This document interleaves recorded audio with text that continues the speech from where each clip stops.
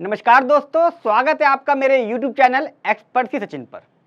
Screen पर देख रहे होंगे मैंने एक वीडियो डाली थी रिलेटिव से कितना पैसा ले सकते हैं कि इनकम टैक्स का नोटिस ना आए। उसमें मैंने बताया है एक एक प्रोविज़न इनकम टैक्स का, क्योंकि हम लोग अपने पेरेंट्स से कई रिलेटिव से पैसा लेते रहते हैं। डेथ के बाद कई बार पैसा आता है, जीते जी भी लेते रहते हैं। आज की वीडियो उसी कड़ी में है।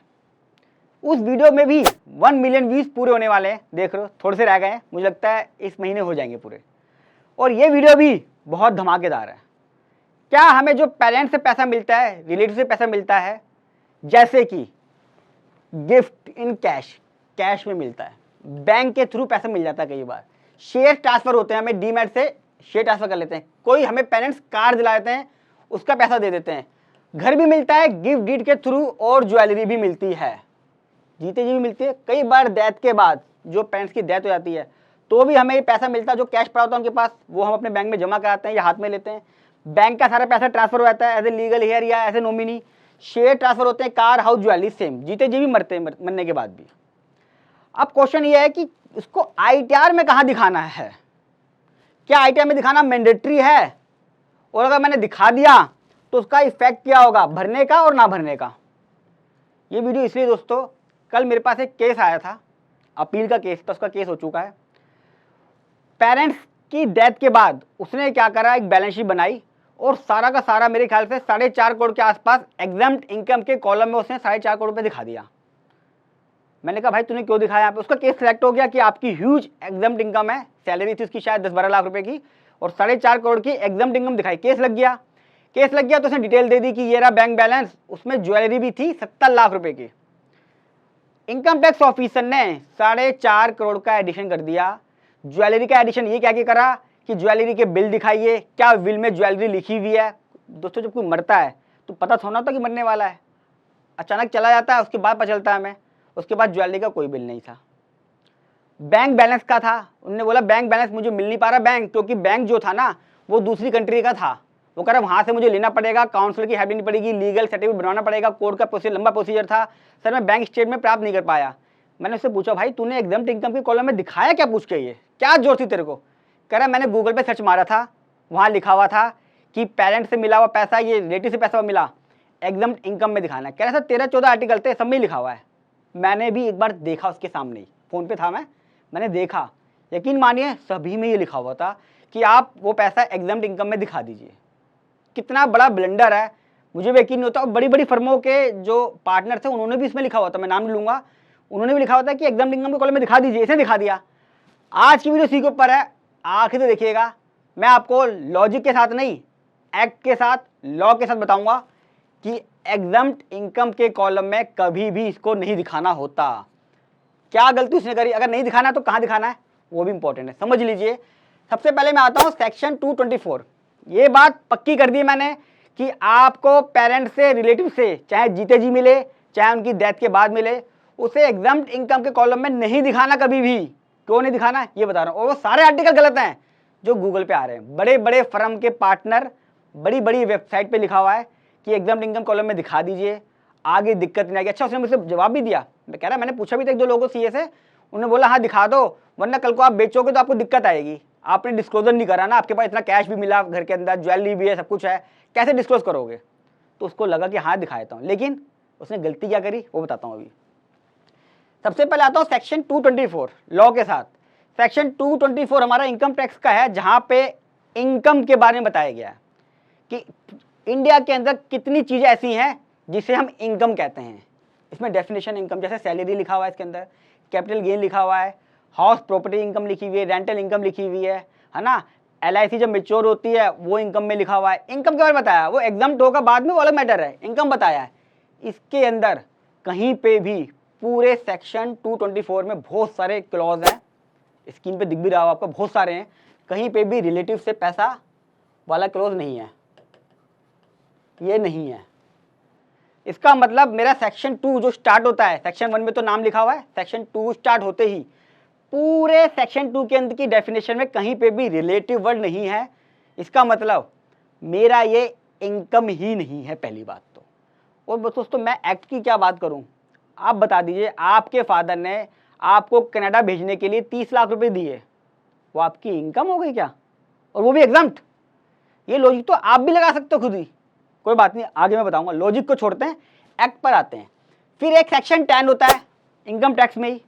इनकम टैक्स का सेक्शन है एग्जम्प्ट इनकम के लिए। ये इनकम की डेफिनेशन कहता है और ये एग्जम्प्ट के बारे में कहता है। एग्जम्प्ट कौन कौन सी इनकम एग्जम्प्ट है, देखो आर्टिकल सीए जो एडवोकेट है ना, वो थोड़ा सा मेरे से एक्ट भी सीख सकते हैं कि कैसे रीडिंग करनी है। पहले यहाँ पे इनकम हो गई, कोई भी जैसे LIC को यहाँ पे इनकम में लिया हुआ है, ग्रेच्युटी को इनकम में लिया हुआ है, लीव इनकैशमेंट को इनकम में लिया हुआ है, इनकम तो है। बाद में सेक्शन 10 आया, वो कहता है ये इनकम एग्जम्प्ट है। जैसे लीव इनकैशमेंट रिटायरमेंट पे एग्जम्प्ट है, LIC अगर मेच्योर होती है तो वो एग्जम्प्ट है, PPF का पैसा एग्जम्प्ट है, GPF का पैसा एग्जम्प्ट है, अगर आपकी यूनिवर्सिटी है कॉलेज है उसका एग्जम्प्ट है, सब लिखा हुआ है। यहाँ पे भी कहीं पे भी रिलेटिव के बारे में नहीं लिखा हुआ। यानी कि अगर इन दो सेक्शन की बात करूं मैं, तो ना तो इनकम की डेफिनेशन में है, जब इनकम की डेफिनेशन में नहीं है तो एग्जम्प्ट में कहां से आएगा। पहले कोई इनकम होगी तभी तो एग्जम्प्ट होगी भाई। टैक्सेबल या एग्जम्प्ट तो तब होगी जब इनकम होगी, इनकम में नहीं है, इसमें भी नहीं है। अब दोस्तों इनकम टैक्स का एक सेक्शन है 56 सबसेक्शन 1, जो ये कहता है कि पूरे इनकम टैक्स एक्ट की कोई भी इनकम अगर कहीं छूट गई है और वो वहां टैक्सेबल नहीं है, जैसे सैलरी की सैलरी में चली गई, हाउस प्रॉपर्टी की हाउस प्रॉपर्टी में, कैपिटल गेन की कैपिटल गेन में, बिजनेस की बिजनेस में, बाकी जो बचनी है वो इनकम फ्रॉम अदर सोर्स यहाँ पे आ जाएगा। इनकम फ्रॉम अदर सोर्स में यहाँ पे आ जाएगा। इसका भी एक सबसेक्शन है 56 का सबसेक्शन 2 क्लोज 7, जो ये कहता है कि अगर आपने किसी से 50,000 से ऊपर का कोई भी सम ऑफ मनी लियो, यानी कि पैसा लिया हो, या कोई इमूवेबल प्रॉपर्टी लियो जिसकी वैल्यू 50,000 से ऊपर है, तो वो आपको अदर इनकम में टैक्स पे करना पड़ेगा। उसमें भी एक प्रोविजो है कि ये प्रोविजो एप्लीकेबल नहीं होगा अगर वो पैसा आपने रिलेटिव से लिया है। रिलेटिव की डेफिनेशन में दिखा दिया, यानी कि 56 के अंदर पहले वो तो कहता है कि इनकम है आपकी अगर आपने पैसा लिया है और वो 50,000 से ऊपर है, लेकिन रिलेटिव से नहीं माना जाएगा। इसका मतलब पहले इनकम ही नहीं है, ये यहाँ पे भी लिखा हुआ है। मैं आपको एक बार वो सेक्शन भी पढ़वा देता हूँ ताकि आपको नॉलेज मिल जाए उसकी। दोस्तों अगर देखेंगे सेक्शन 56 का सबसेक्शन 1, वो कहता है कोई भी इनकम टैक्स की इनकम अगर कहीं पे भी ऐड नहीं हुई है तो वो इनकम फ्रॉम अदर सोर्स के अंदर ऐड करनी है। इसी का सबसेक्शन 2 है जो बताएगा हमें कि रिलेटिव के बारे में क्या कहता है। अब इसका क्लॉज 7 पढ़ता हूँ दोस्तों मैं, जैसे मैंने आपको अपने स्क्रीन पे भी बताया। क्लॉज 7 कहाँ गया, ये आ गया मेरा क्लॉज 7, ये रहा।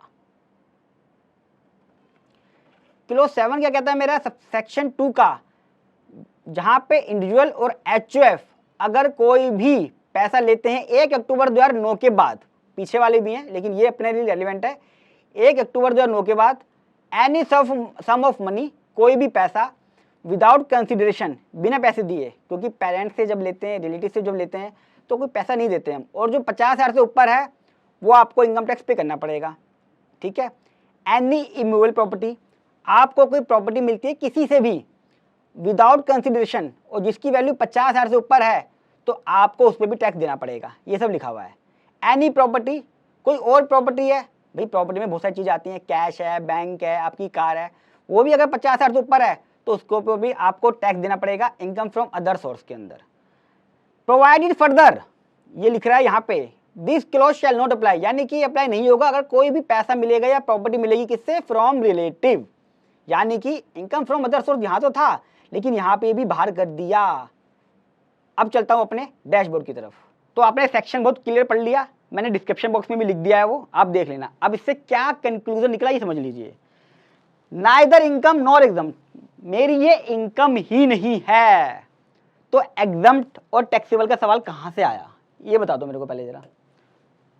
ठीक है ना, पहले इंसान तो हो, फिर मैं बोलूँ कि लड़का है कि लड़की है, ये घड़ी है हाथ में मेरे, अब मैं बोलूँ कि लड़का है कि लड़की है बताना, अरे वो कहेगा पहले इंसान तो होंगे, घड़ी का क्या लॉजिक है, लड़का लड़की का, समझ गए। तो पहले इनकम तो हों दो, आप कैसे कह सकते हो कि ये एग्जम्प्ट इनकम के कॉलम में आएगा। अच्छा कोई बात नहीं, थोड़ा सा और आपको बताता हूँ मैं।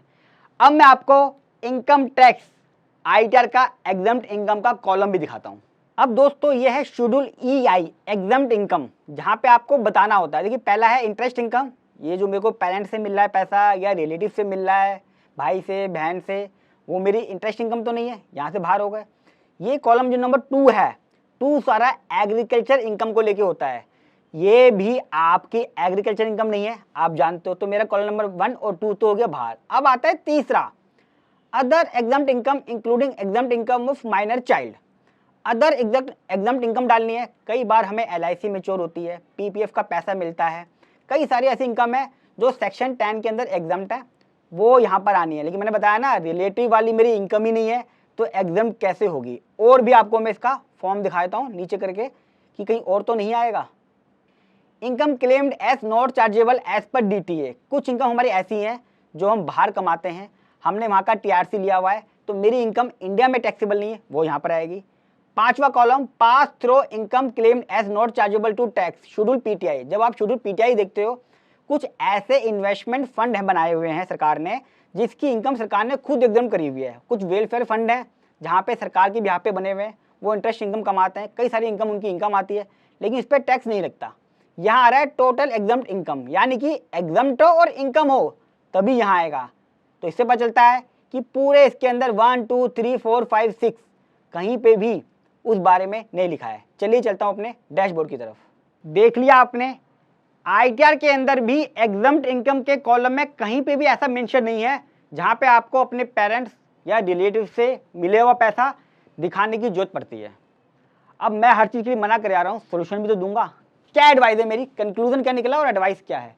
इनकम टैक्स एक्ट के अंदर लॉ में कहीं पे भी ये रिक्वायर नहीं है कि आपको डालना है। आप बात करते हो रिलेटिव्स की और पेरेंट्स के पैसों की, मैं तो कह रहा हूँ अगर रूरल एग्रीकल्चर लैंड किसी ने बेची है और उसके ऊपर उसे 10 करोड़ का प्रॉफिट भी हो गया है, तो भी कहीं ITR के अंदर, पूरे ITR में जितने भी फॉर्म है, कहीं भी ऑप्शन नहीं दिखाने का। क्यों?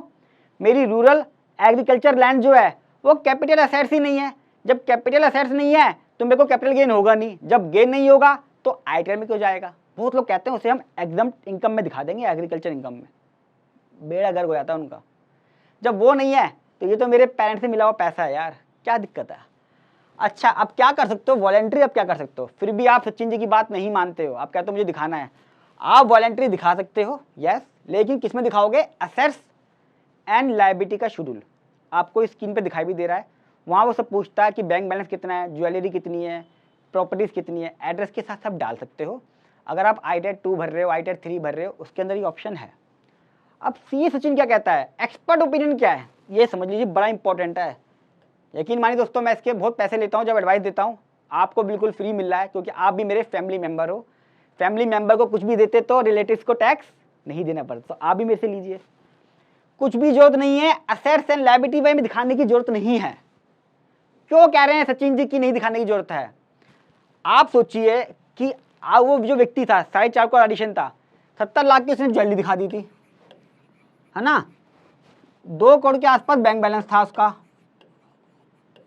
और मेरे ख्याल से 1.5 करोड़ के आसपास की उसकी प्रॉपर्टीज थी, है ना, कुछ कैश भी दिखाया था उसने, ये सब दिखा दिया उसने, और ऑफिस ने सारा ऐड कर दिया खुशी खुशी कि यार कुछ तो उसके पास है नहीं दिखाने के लिए, बैंक स्टेटमेंट दे नहीं पाया, वो कह रहा है कि मेरी दूसरी कंट्री की है, ज्वेलरी का एक भी बिल नहीं है, ना ही कोई उसने बिल दिखाई कि जिसमें लिखा हो कि बिल के अंदर इतनी ज्वेलरीज हैं, ना ही ज्वेलरी के बिल हैं।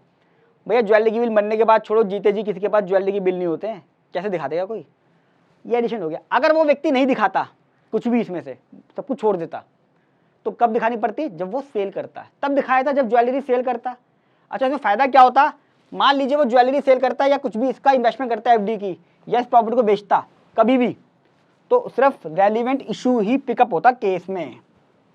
मान लीजिए वो 2 साल बाद ज्वेलरी बेचता 70 लाख रुपए की, उसका केस सिलेक्ट होता कि आपने ज्वेलरी बेची है, आप इसका कैपिटल गेन करा है, आप हमें वेरीफाई करा दीजिए, तो क्या होता, सिर्फ सिंगल इशू डिस्कस होता, आपका ये भी निकल जाता और ये भी बच जाता, दोनों बच जाते कम से कम।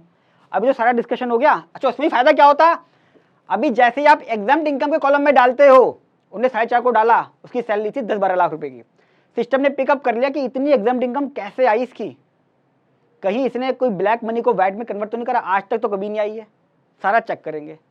यहाँ पे क्या होगा, जब रेलिवेंट इशू डालोगे तो सिर्फ रेलिवेंट इशू डिस्कस होगा। दूसरा, इंक्वायरी आएगी पहले, इंक्वायरी में क्या होगा, आप ऑफिसर से मिल सकते हो, बात कर सकते हो, समझा सकते हो, प्यार मोहब्बत हो सकती है हमारी उससे, नहीं जाते हैं तो चाय पीने को मिलेगी इसके साथ, है ना, तो आप उसे प्रॉपर तरीके से समझा पाओगे। लेकिन जब एग्जाम्प्ट इनकम के कॉलम में डालते हो तो केस सिक्योरिटी का सिलेक्ट होता है फेस लेस में, आपको कुछ पता ही नहीं है। 4.5 करोड़ का एडिशन करना बहुत ही गलत था इनकम टैक्स ऑफिसर के हिसाब से। मुझे लगता है उसने कुछ भी बात नहीं सुनी, और जो वो था क्या नाम है एसएससी, सबसे बड़ी गलती वो खुद ही रिप्लाई दिए जा रहा था, बैलेंस शीट बना के बहुत जेन्युइन मान के चल रहा था अपने आप को, क्या जेन्युइन हूँ, मिली तो क्या करूँ, सब कुछ मिला है, बैंक में मिला है, कैश तक मिला है। बताओ कैश दिखाने की क्या जरूरत थी, मिला था तो खर्च कर देता, बैलेंस शीट बना के कैश डालने की क्या जरूरत थी इसके अंदर। ये मेरा कंक्लूजन है, कभी भी पेरेंट्स से मिले हुए, रिलेटिव से मिले हुए किसी भी चीज़ को ITR में कभी भी कहीं भी नहीं दिखाना। दोस्तों अगर वीडियो यूजफुल लगी हो तो लाइक कर दीजिएगा, और फर्स्ट टाइम आ रहे हैं तो मेरे चैनल को सब्सक्राइब करके ऑल बेल आइकन पे क्लिक कर दीजिएगा, ताकि मैं कोई भी प्रैक्टिकल वीडियो डालूं आपके पास नोटिफिकेशन आ जाए और आप मेरी वो वीडियो मिस ना करें। इंडिया का इकलौता पहला प्रैक्टिकल चैनल है जो आपको सिर्फ प्रैक्टिकल बातें बताता है, कोई किताबी ज्ञान या गूगल का उठाया हुआ डाटा कभी नहीं डालता मैं। और वीडियो बड़ी इंपॉर्टेंट है दोस्तों। 4.5 करोड़ का जो केस लगा हुआ उसका बहुत डिफिकल्ट हो गया है, क्योंकि डेथ के बाद कुछ रिकॉर्ड होता नहीं हमारा, जीते जी भी रिकॉर्ड नहीं होता वैसे तो, कहाँ रिकॉर्ड मेंटेन करते हैं, और दिखाने की जरूरत ही क्या है जब लॉ में नहीं है, जब बेचेंगे तब देखेंगे। ऐसी दिक्कतें लोगों को ना आए। हर घर के अंदर फैमिली ट्रांसफर होते रहते हैं, रिलेटिव एक दूसरे को पैसा लेते रहते हैं, पेरेंट्स बच्चों के ब्याह पे खर्चा करते हैं, प्रॉपर्टी ट्रांसफर करते हैं। तो वीडियो को जितना हो सके व्हाट्सअप सब जगह शेयर करें, फेसबुक पे, ताकि लोगों को इन्फॉर्मेशन मिल जाए। और जो मेरा मुहिम है कि इनकम टैक्स की नोटिस किसी के ना लगे, उस मुहिम में आप भी मेरे साथ जुड़ जाएं। जल्द मिलूंगा अगली वीडियो में, तब तक के लिए नमस्कार।